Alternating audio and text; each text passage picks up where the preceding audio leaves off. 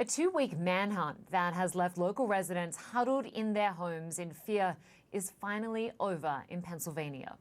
Escaped prisoner Danelo Cavalcante just a few hours ago. There you can see those pictures coming into us. They were from CBS Philadelphia. An aerial reconnaissance plane spotted his heat signature, and he was later found hiding in some thick underbrush. Cavalcante had a gun with him, but no shots were fired. He was trying to get away when police dogs subdued him. He had been spotted numerous times over the past couple of weeks, and some 500 law enforcement officers were involved in that manhunt. CNN's Brian Todd has been in rural Pennsylvania tracking this story for us and joins us now live.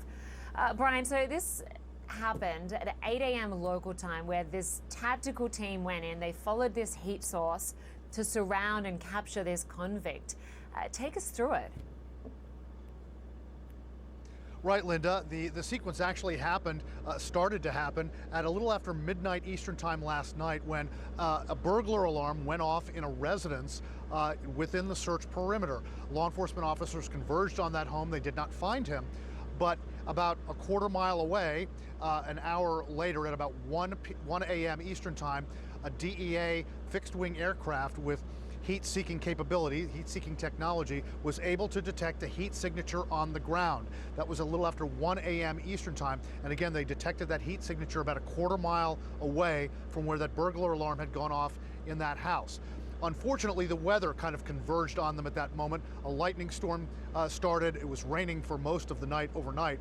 So the aircraft had to leave the area, but they did get enough of the signature so that they could send tactical teams in on the ground to kind of surround that area. This was in a field of tall grass.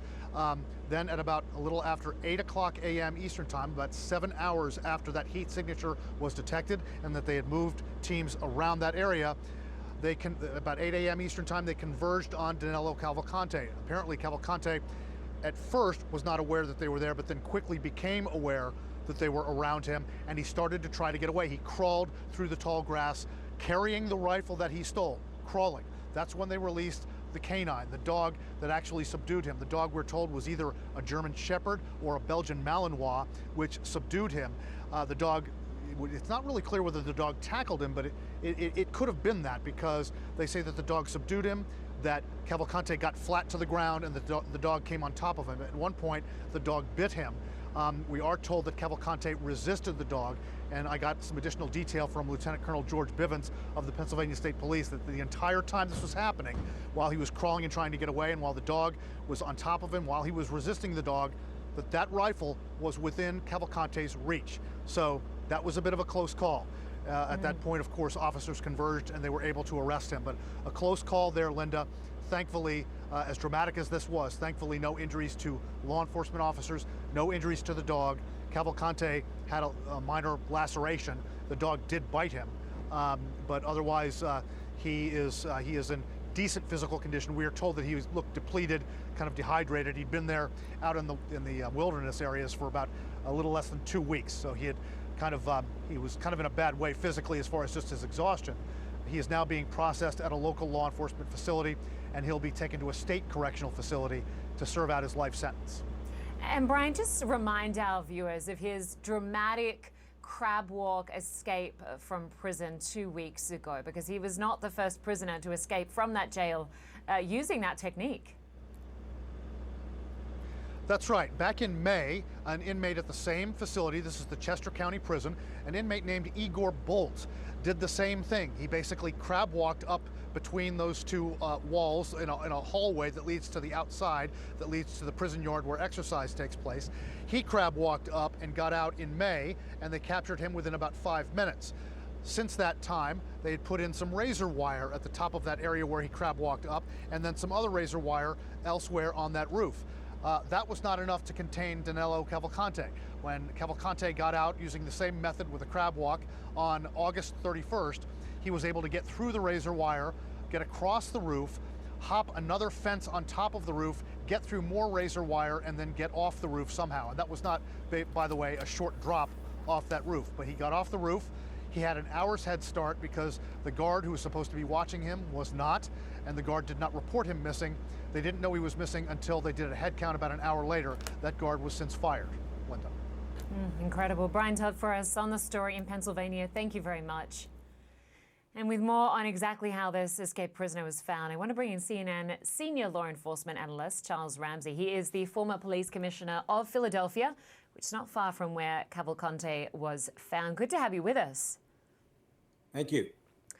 So this is kind of just incredible seeing this take place, this unfold today. A huge number of resources, dogs, helicopters, 500 officers. What was your reaction to how this unfolded? Well, first of all, I mean, they brought a lot of resources to bear, but they finally caught a break. I mean, you know, they had the burglar alarm that went off to kind of put them in a direction of an area where a suspect could possibly be. Then the DEA fixed-wing aircraft with FLIR technology picked up that heat imaging, the thermal imaging of an individual in the woods. So it gave them an area to really focus on. Now, I'm in Philadelphia, and we had tremendous thunderstorms last night. So that shut down the aerial support. So they had to just keep that area contained the best they could. And as soon as daybreak, they began to search, and they were able to locate him in some tall grass and release the dog to take him into custody. That dog deserves a medal. I mean, the dog did a tremendous job and probably resulted in him not being shot. So that was a very, very good use of all the resources that they had at their disposal. And this convicted killer, of course, was on the run for 2 weeks. He seemed to have a plan to escape prison, but didn't seem to have a plan afterwards. He seemed to stay in the vicinity of that region. Talk to us about the technology that was used, because thermal imaging helped track him down in the end. I imagine that's not as effective in the middle of summer. What do you know about the use of that here? Well, we've used it before, at least my personal experience, we've used it before with our helicopters.